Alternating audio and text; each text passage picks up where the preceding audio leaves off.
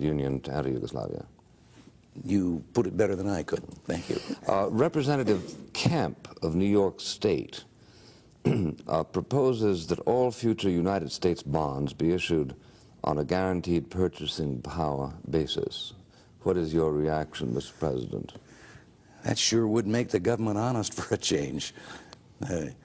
You mean, of course, that the bonds that today, we even use patriotism to induce people to buy bonds.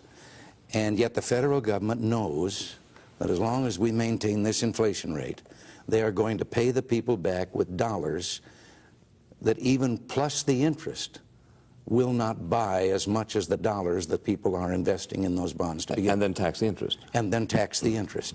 And it is dishonest. And of course the answer is since government causes inflation, government's the only one that can stop inflation.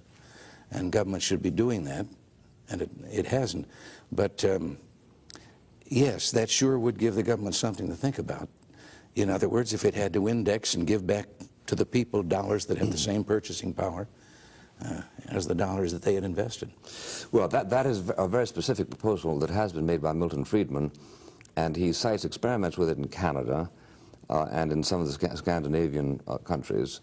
The notion is not to sell this as an anti-inflationary weapon, because it won't necessarily control inflation, but at least it will keep the government from defrauding the people. That's right. It would also hugely lower the interest rate, obviously, because if you were going to get your inflation back, you'd be disposed to buy bonds at a lesser carrying cost.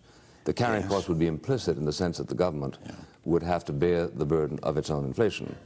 Are you favorably disposed to such a reordering? Well, yes, because I've often thought, Bill, that well, last year the American people reported for capital gains, for tax purposes, that they had made profits, capital gains, of $4.5 billion. An economic study has revealed that those capital gains, if they were computed in constant dollars, actually represented not $4.5 billion profit, but a $1 billion loss. Now, by what right does the government make you pay a tax on a loss? If we're to have a capital gains tax, I think that tax should be computed in constant dollars. You shouldn't have to pay a tax on inflation. So, in brief, you would not veto any act by Congress that authorized the issuance of guaranteed purchasing power bonds? No. I'd laugh all the time I was signing it.